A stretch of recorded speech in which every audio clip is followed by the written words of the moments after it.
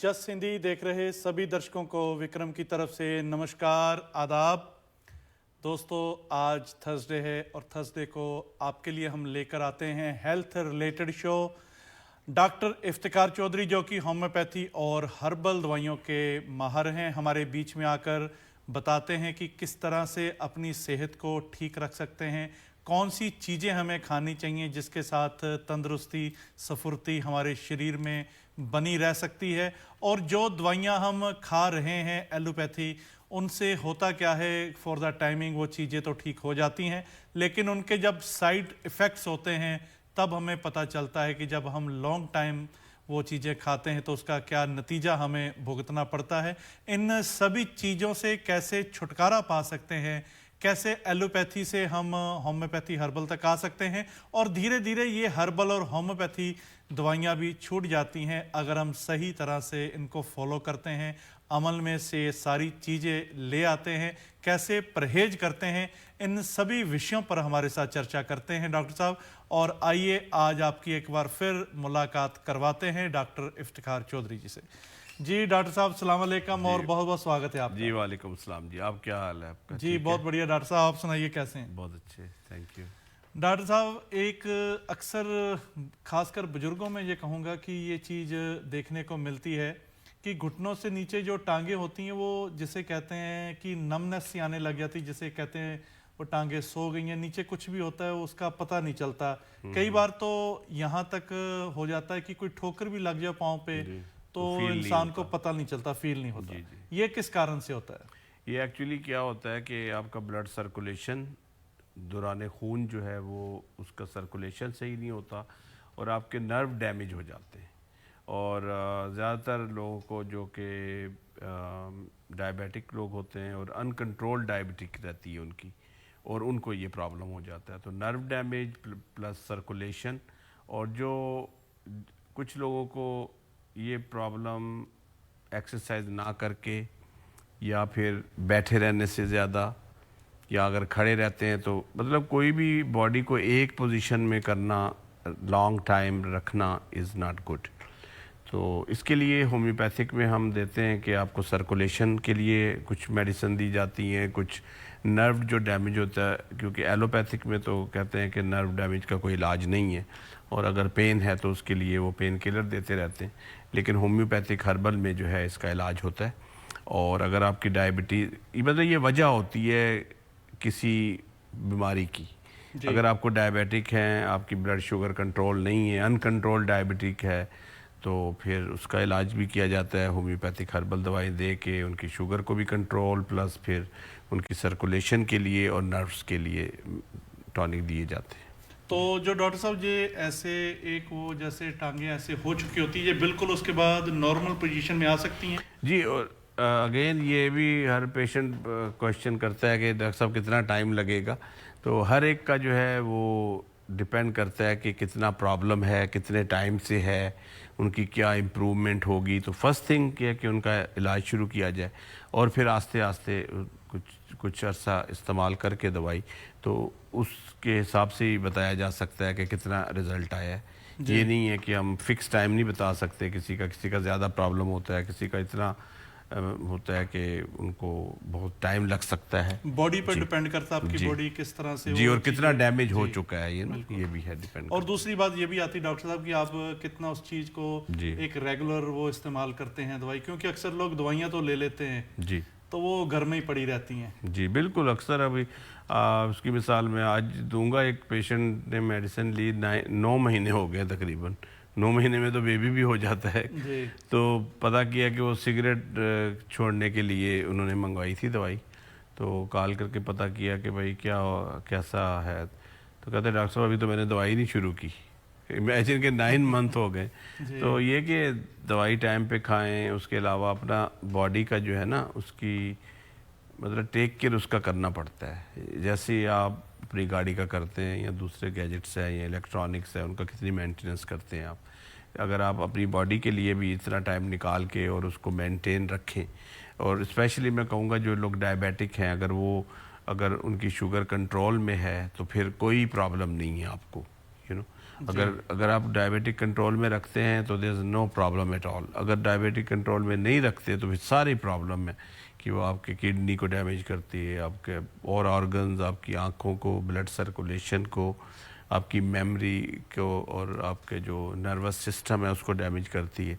तो यानी कि सारी चीज़ें जो है ना स्लोली, और ऐसा होता है शुरू में किसी को डायबिटिक हुई है वो इलाज की तरफ तवज्जो ही नहीं करते, बस हर चीज़ बद परहेज़ी भी करते रहते हैं, खाते पीते भी रहते हैं, दवाई भी नहीं खाते टाइम पे, और वो यंग एज होती है उस वक्त तो they don't feel it, but after जब एज बढ़ती जाती है 40-50 के बाद तो फिर वो बॉडी आपकी ज़्यादा वीक हो जाती है और इतना डैमेज हो चुका होता है, तो इस वजह से जो है ये अपनी बॉडी और का। डॉक्टर साहब कई बार ऐसे होता है कि जो कान होते हैं ये एक बहुत इम्पोर्टेंट एक हिस्सा है हमारे शरीर का, और कई बार कानों से जो है एक जिसे हम कहते हैं कम सुनाई देने लग जाता है, या ये भी कहते हैं कि ऊंचा सुनने लग जाता है, तो उसके लिए क्या एक इलाज किया जाता है? ये भी नर्व का ही प्रॉब्लम है, नर्वस सिस्टम का। आपकी ब्लड सर्कुलेशन अगर दिमाग में पूरी तरीके से नहीं होती तो ये भी मतलब आपका दिमाग सही तरीके से काम नहीं करता, सारे न्यूरॉन काम नहीं करते, तो उसके लिए होम्योपैथिक में। और अक्सर होता है कि कई लोग मेडिसिन ले रहे होते हैं काफ़ी टाइम से, जो एलोपैथिक मेडिसिन है जिसमें ब्लड प्रेशर की दवा है वो भी काफ़ी नुकसान करती, कोलेस्ट्रॉल वगैरह और इस तरह की। और तो उससे क्या होता है कि उनकी कानों में रिंगिंग भी शुरू हो जाती है, टिनाइटिस कहते हैं उसे, कि आपके कानों में आवाज़ें आ रही होती हैं, आपकी मेमोरी कम हो जाती है, थोड़ी थोड़ी बात कोई होते महसूस मतलब भूल जाते हैं और दिमाग में जो है अगर आपके पुअर सर्कुलेशन है और अगर आपको खून की जो स्ट्रोक भी इसी तरह ही होता है कि क्योंकि दिमाग के अंदर जो बारीक नालियाँ होती हैं खून की, तो अगर उनमें ब्लॉकेज हो जाए तो फिर वो बॉडी का जो हिस्सा कंट्रोल करता है दिमाग, अगर उस एरिए में डैमेज हो जाता है, क्योंकि ब्लड सर्कुलेशन तो चाहिए। जी बिल्कुल। हाँ, तो अगर बारीक नालियाँ, अगर आपका खून बहुत ही गाढ़ा हो गया, जैसे कोलेस्ट्रॉल बहुत ज़्यादा है, क्लॉटिंग हो गई है, उसकी वजह से अक्सर आपने देखा है कि स्ट्रोक हो जाता है, और हाई ब्लड प्रेशर होने की वजह से खून की नालियाँ जो हैं वो रप्चर हो जाती हैं दिमाग में, या इतना ब्लड थिक हो जाता है कि वो ब्लॉकेज हो जाती है दिमाग की नालियों में जो खून सप्लाई कर रही होती हैं। तो अगर इस तरह की सिचुएशन है तो उसके लिए होम्योपैथिक में जो मेडिसिन दी जाती हैं जो हर्बल ही हैं, जो कि कोई ड्रग्स नहीं होती actually, is like nutritional supplements plus homeopathic herbal के एक्सट्रैक्ट्स होते हैं जो कि आपकी ब्लड सर्कुलेशन को इम्प्रूव करते हैं, क्योंकि ब्लड सर्कुलेशन जो है ना वो तमाम बॉडी पार्ट्स के लिए ज़रूरी है। अगर आपकी ब्लड सप्लाई सही जा रही है हर जगह, अगर आपके बॉडी ऑर्गन्स जो हैं उनको ब्लड सप्लाई अच्छी है तो they will work good, otherwise is gonna be problem. और डॉक्टर साहब अक्सर यहाँ पर एक जो प्रॉब्लम, कॉमन प्रॉब्लम जिसे कह सकते हैं कि बैक पेन की प्रॉब्लम जो बहुत ज़्यादा पाई जाती है, और अक्सर कई बार कहा जाता है बैठने की वजह से होते हैं, कई बार कहते हैं कि अगर आपका वेट ज़्यादा है उसके कारण जो है आपको बैक पेन हो रही है, लेकिन कई बार तो ऐसा भी देखा जाता है कि बहुत स्किनी लोग होते हैं फिर भी उनको बैक पेन रहती है, तो इसका एक क्या कारण रहता है और इसका इलाज कैसे किया जा सकता है? जी, बैक पेन जो है ना एक बीमारी नहीं है, बल्कि किसी वजह की वजह से, जैसे किसी बीमारी की वजह से, जैसे आपके बोन्स वीक हैं, आपकी जोड़ों में इन्फ्लेमेशन है, या उधर आपकी जो ब्लड सप्लाई पूरी तरह नहीं हो रही बैक में, या फिर आपकी नर्व जो है वो इन्फ्लेम्ड हो के उसमें वो पेन को ट्रिगर करती है, और जो शैटिका पेन जो कि बैक से लेके नीचे तक जाता है, अगर वो नर्व ऊपर जो है पिंच हो जाती है, तो पिंच ऐसी नर्व जैसे कि दीवार है, अगर उसकी ईंटें जो है उसमें सीमेंट निकल जाए या ईंटें भुरभुरी हो जाए। कॉलर हमें कॉल करें, इनकी कॉल लेते हैं। जी कॉल डिस्कनेक्ट हो गई। जी डॉक्टर साहब। हाँ, तो बात कर रहे थे कि अगर आपकी जो बोन्स हैं अगर वो जैसे घिस जाती हैं, उनके अंदर इन्फ्लेमेशन होती है जोड़ों में, और वो नर्व जो निकल रही होती है वो पिंच हो जाती है, तो उसकी वजह से भी दर्द होता है औरतों में ख़ास तौर पे। अच्छा, आपने कहा कि जो वेट, जाहिर है कि आपकी जो बोन्स हैं वो तो उतनी हैं, मतलब आपका स्ट्रक्चर जो स्केलेटन है, लेकिन उस पर अगर 100 पाउंड है या अगर 200 पाउंड है जी तो अगर वो ज़्यादा वज़न पड़ता है तो घुटनों में भी ज़ोर पड़ता है, पूरी बॉडी पे ज़ोर पड़ता है। और दूसरा कि कैल्शियम की कमी की वजह से भी अक्सर लोग दूध का इस्तेमाल नहीं करते, और कैल्शियम की कमी की वजह से भी बोन्स वीक हो जाती हैं, या इन्फ्लेमेशन की वजह से, या फिर यूरिक एसिड आपकी बॉडी में बढ़ जाता है ब्लड में, तो वो फिर जाके जोड़ों में जमता है और अंगूठे में और बाकी पूरे बॉडी के जी जोड़ों में जो है वो दर्द शुरू हो जाता है। जी। तो और डॉक्टर साहब, इसका इलाज हम कैसे कर सकते हैं ये आपसे जानेंगे, लेकिन यहाँ समय हो चला है एक ब्रेक का। और दोस्तों कहीं ना जाइएगा, ब्रेक के बाद डॉक्टर साहब से पूछते हैं और भी जो हमारी बीमारियां उसका कैसे इलाज कर सकते हैं, कैसे हम डाइट के द्वारा अपने आप को ठीक रख सकते हैं, ये सब कुछ जानेंगे, लेकिन एक छोटे से ब्रेक के बाद।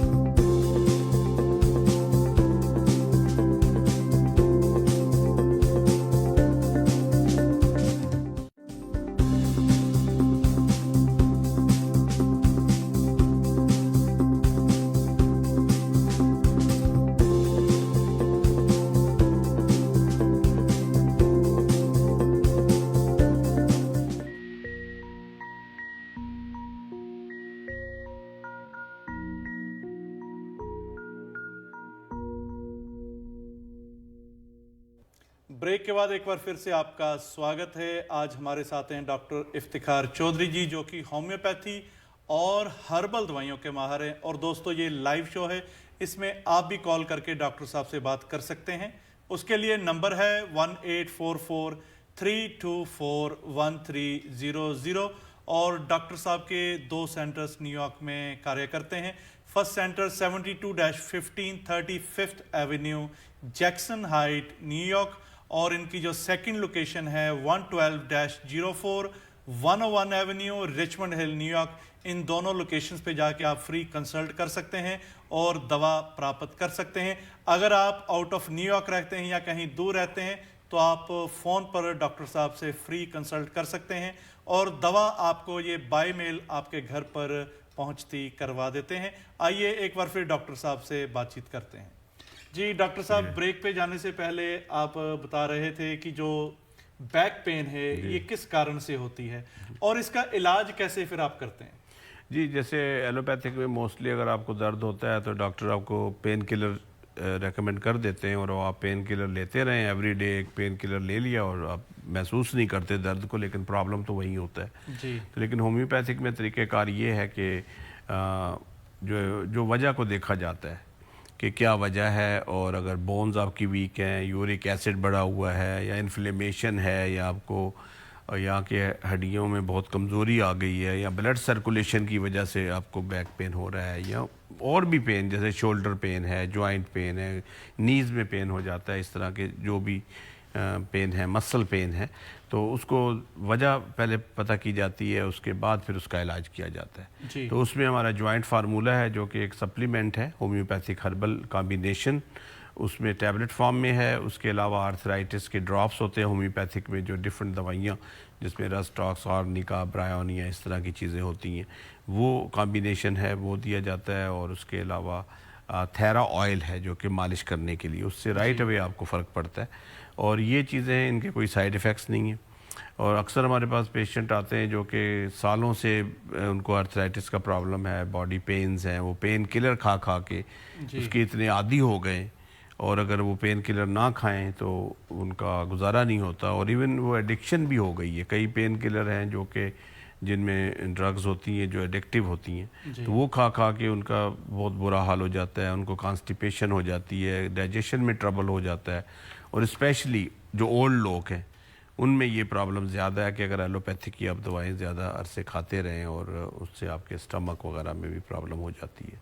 जी। तो और डॉक्टर साहब, काफ़ी लोगों को एक और प्रॉब्लम आती है कि नींद काफ़ी बार उनकी ख़राब होती है, रात में 2 बार या 3 बार उठकर उनको पेशाब जाना पड़ता है, रेस्ट रूम यूज़ करना पड़ता है। तो ये किस कारण से होता है? क्योंकि जब ऐसा होता है तो एकदम से नींद ख़राब हो जाती है, और वो जो एक सेहत के लिए भी काफ़ी हद तक हम कह सकते हैं कि ठीक नहीं रहता है।